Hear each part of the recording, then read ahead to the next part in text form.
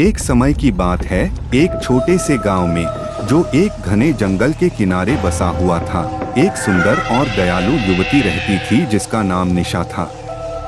निशा अपनी सुंदरता और दयालुता के लिए प्रसिद्ध थी, जिससे कई लोग उसकी ईर्ष्या और जलन करते थे। लेकिन निशा का जीवन दुखों से भरा था, क्योंकि उसने अपने प्यारे पति को एक रहस्यमय दुर्घटना में खो दिया था। अपने पति की मृत्यु के बाद निशा अक्सर अकेली जंगल के पास देखी जाती थी, अपने दुख में डूबी हुई।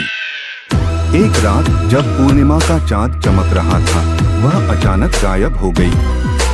गांव वालों ने उसे खोजने की कोशिश की, लेकिन उसका कोई पता नहीं चला। दिन हफ्तों में और फिर महीनों में बदल गए और उसे जीवित खोजने की उम्मीद धुंधली पड़ गई। वर्षों बीत गए और धीरे धीरे गांव वालों ने निशा के गायब होने को भुला दिया। लेकिन फिर अजीब घटनाएं होने लगी। लोगों ने एक रहस्यमय महिला को सफेद कपड़ों में देखा, जिसके लंबे खुले बाल और चमकती हुई लाल आंखें थीं। मवेशी गायब होने लगे और गांव वाले रहस्यमय परिस्थितियों में मृत पाए गए। उनके शरीर से खून गायब था। गांव में डर का माहौल फैल गया, क्योंकि खूनी चुड़ैल की कहानियां फैलने लगी।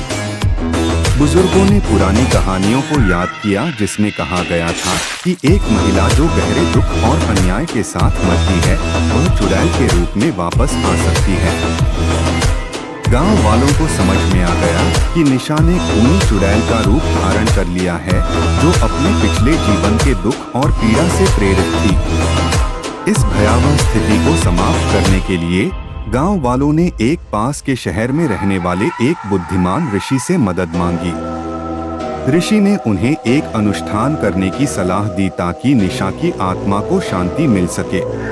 उन्होंने बताया कि उन्हें उस जगह पर जाना होगा जहां निशा गायब हुई थी, और वहां उसके पसंदीदा फूल, अगरबत्ती और दिल से माफी मांगनी होगी। एक रात जब चांदनी रात थी, गांव वाले जंगल के पास इकट्ठा हुए और निशा को पुकारते हुए उसकी पसंदीदा चीजें अर्पित करने लगे।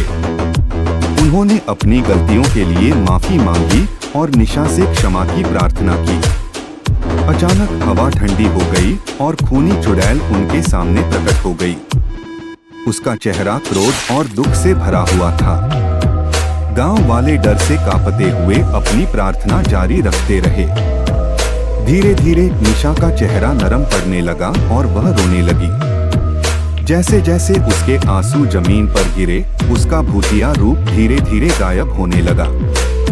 आखिरी करुणामय चीख के साथ वह रात के अंधेरे में विलीन हो गई और गांव में शांति छा गई।